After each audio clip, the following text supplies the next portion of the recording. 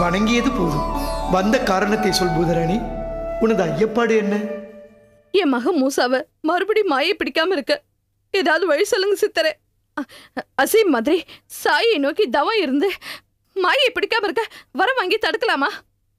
அசீம் தீய சக்திகள் நிறைந்த கெட்டவன். எதிரிக்கு எதிரி நண்பன் என்ற கருத்தின் அடிப்படையில் மாயை தன்னை பிடிக்க கூடாது என்பதற்காக சாயையை நோக்கி தவம் இருந்தான். அது நடக்கவில்லை என்பது வேறு விஷயம். ஆனால் மூசாவை போன்ற தூய சக்திகளுக்கு அது எப்படி சாத்தியமாகும்? இல்ல சித்தரே, இது சாத்தியமோ சாத்தியம் இல்லையோ, நான் தவம் இருக்கிறேனோ இல்ல மூசா தவம் இருக்கிறானோ, இப்படி மூசாவையும் அசீமையும் மாத்தி மாத்தி பிடிச்சிட்டு இருந்தா இதுக்கு என்னதான் வழி? எப்பதான் முடிவு? ஒவ்வொரு நிமிஷமும் மத்தவங்களுக்காக பொது நலத்துக்காக தன்னை பத்தி கொஞ்சமும் கவலைப்படாம வாழ்ந்துட்டு இருக்க என் புள்ள மூசாக்கு தொடர்ந்து சோதனையே வரும்னா இந்த பூமியில நீதி இல்லையா, நியாயம் தர்மம் இல்லையா? நல்லவங்க வாழவே முடியாதா? நல்லவங்களுக்கும் கெட்டவங்களுக்கும் ஒரே தண்டனைங்கிறதுதான் அந்த தெய்வமான மாயை நீதியா? நீ கேட்பதும் நியாயம்தான். ஆனால் இதற்கு என்னிடத்திலே பதில் இல்லை. வேண்டுமானால் நீ மாயையை நோக்கி தவமிருந்து இவற்றையெல்லாம் அவளிடமே கேள். அவள் இதற்கு பதில் சொல்லலாம். இல்லை என்றால் பெண்ணுக்கு பெண் என்று இரக்கம் காட்டி தனது நிபந்தனையை தளர்த்தலாம். அதனால் நீ மாயையிடமே கேள். நான் வருகிறேன்.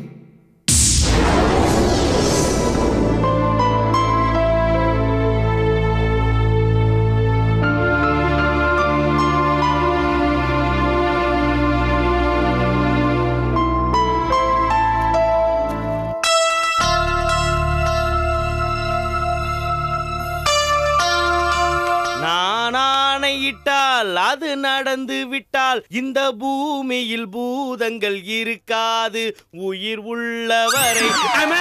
எஜமா எஜமா எங்க எஜமான காணா? கயிறெல்லாம் இப்படி கிடக்குது. யார் அவுத்து விட்டது? அவரே அவுத்துருப்பாரோ? அவருனால அவுக்க முடியாது.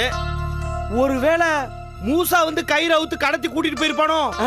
ஐயோ எஜமா எஜமா அவரே போயிட்டாரு. இந்த கயிறு மட்டும் எதுக்கு? எஜமா எஜமா எஜமா எஜமா எஜமா எஜமா எஜமா எங்க இருக்கீங்க எஜமா? எஜமா எங்க இருக்கீங்க எஜமா? எஜமா எஜமா எங்க போனார்னே தெரியலையே. எஜமா நீங்களா? என்னையவா கட்டி போடுற பாடவா ராஸ்கல்? தப்பு பண்ணிட்டீங்களே எஜமா. தப்பு பண்ணிட்டேனா? இல்ல, இப்பதான் தப்பு பண்ண போறேன்.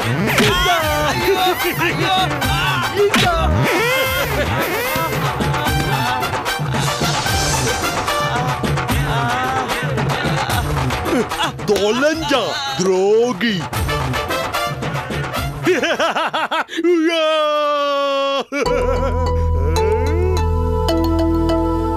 தம்பி வா, தம்பி வா, கபடி விளையாடலாமா? கபடி விளையாடவா? அதுக்கே இவனை அடிச்சு மயக்கம் போட வச்ச? ஆமா, அடிக்காம இருந்திருந்தா இவனையும் நம்ம கூட ஆட்டத்துல சேர்த்திருக்கலாம்ல. இரு இரு, இவனை எழுப்பி விட்டுற. அவனை எழுப்பாத, அவன் ஆட்டத்துக்கு வரமாட்டான். மறுபடியும் உன்னை கட்டி போட்டுருவான். அட ஆமா, இப்ப என்ன பண்ணலாம்? சரி, இவனை ஏன் அடிச்ச? இங்கிருந்துடா தப்பிச்சு போக. அப்போ முதல்ல அதை செய்யு. சரி போறது சரி, இங்க இருந்து நான் எங்க போறது? எனக்கு தான் யாரும் இல்லையே, எனக்கு தான் யாரையும் தெரியாத. அப்போ நீ என் கூட வரியா? தாராளமா வரேன். ஆனா நீ எனக்கு டீ வாங்கி தரியா? நீ வா, உனக்கு டீ மட்டும் இல்ல, நீ என்ன கேட்டாலும் நான் வாங்கி தரேன். நீ என்னோட கைய பிடி. நாம எஸ்கேப் ஆகலாம்.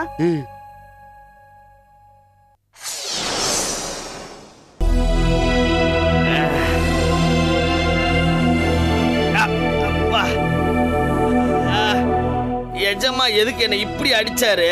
அப்பா, உயிர் போற மாதிரி அடிச்சிருக்காரு. கட்டை இருக்கு, எஜமான காணா. எஜமா எங்கேயாவது ஒளிஞ்சுக்கிட்டாரா?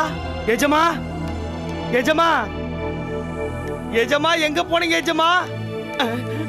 ஆஹா, எஸ்கேப் ஆயிட்டாரு போல இருக்க. இவரை நான் எங்க போய் தேடுவேன்னு தெரியலையே. ஐயோ, மூசா கண்ணுல படுறதுக்குள்ள எஜமான கண்டுபிடிச்சு ஆகணுமே. டங்கினி, டிங்கினி, உடனே இங்க வாங்கப்பா.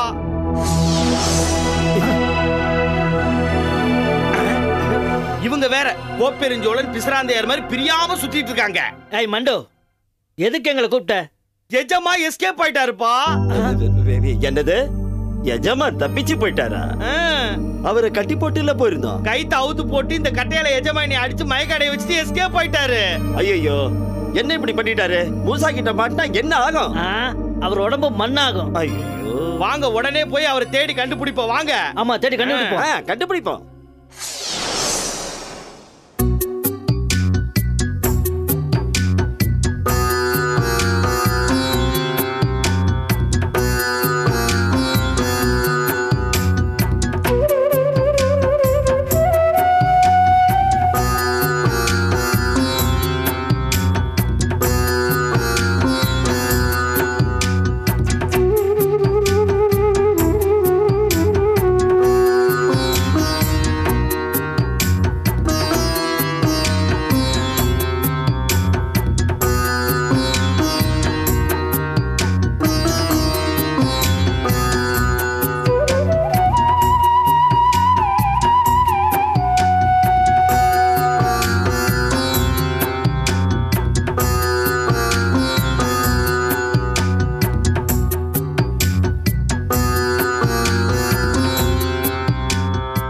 எப்பொழுது வந்தீர்கள்?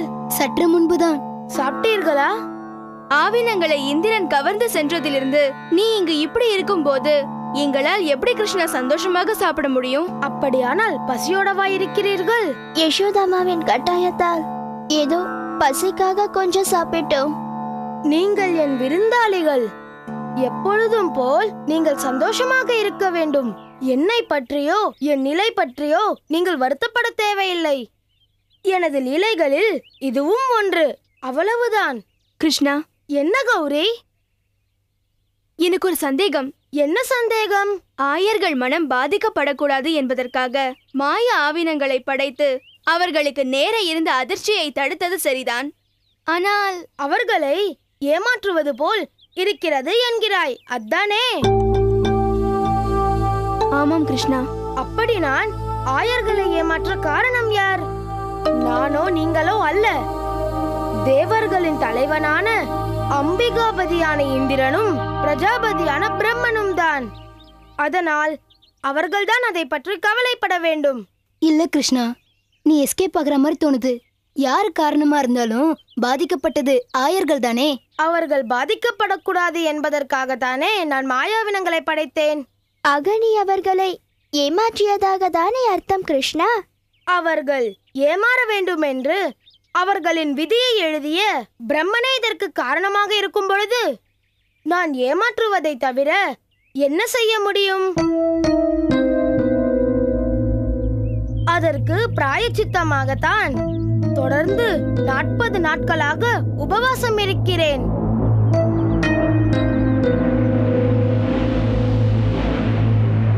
எப்பொழுது உண்மையான ஆவினங்கள் வந்து என் குழலிசையை கேட்டபடி என் முன்னே அசை போடுகிறதோ அதுவரை என் நிலை இதுதான். இதை அந்த பிரம்மரும் அறிவார்.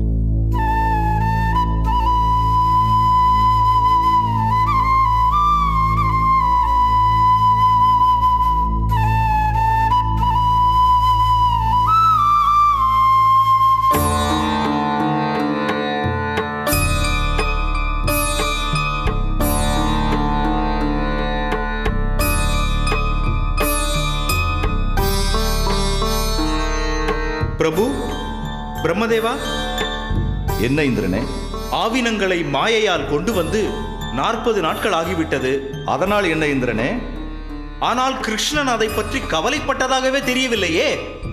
இப்பொழுது மட்டுமில்லை, அவன் எப்பொழுதுமே இனிமேல் கவலை கொள்ளப் போவதில்லை இந்திரனே. பிரபு, மாயையால் ஆவினங்களை நீ கொண்டு வந்தாய். ஆனால் அதே மாயையால் ஆவினங்களை அவன் உருவாக்கி விட்டான். இனி எவ்வளவு காலமானாலும் சரி, கிருஷ்ணன் உன்னை தேடி வரமாட்டான். நீதான் அவனை தேடி போக வேண்டும். நான் அவனிடம் போவது இருக்கட்டும். இப்போது இந்த ஆவினங்களை இந்திர பதவியோடு சேர்த்து இந்த ஆவினங்களை பராமரிக்கும் பணிகளையும் நீயே ஏற்று செய்ய வேண்டியதுதான்.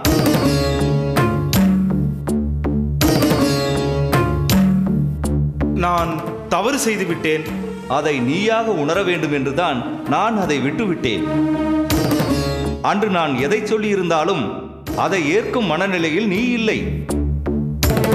இந்திர விழா எடுக்காத சினம் உன் கண்ணை மறைத்திருந்தது. சிந்தை முழுக்க அந்த ஆவேசமே உன்னிடத்தில் வியாபித்திருந்தது. விழா மயக்கம் ஒரு சாதாரண மனிதனுக்கு வரலாம், ஆனால் உன்னை போன்ற பொறுப்பான தேவர்களுக்கு வரலாமா?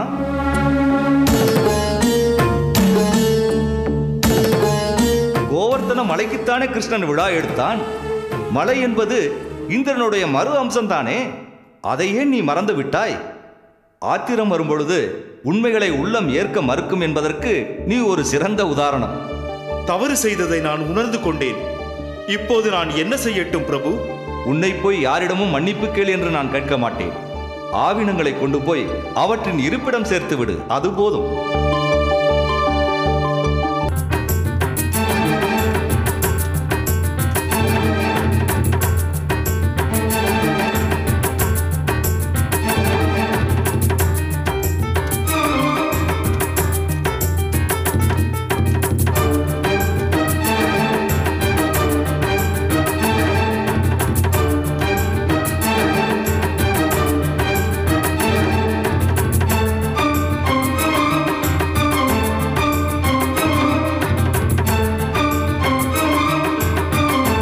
இதுடா சித்தர் சொன்ன மாயவனமா இருக்கும்.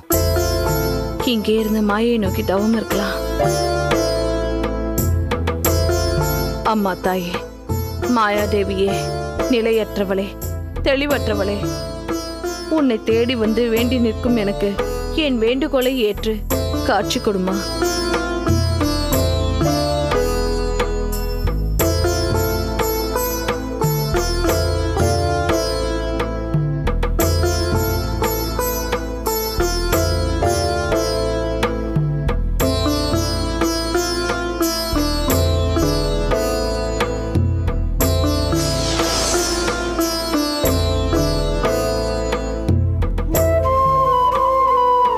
பக்தையே,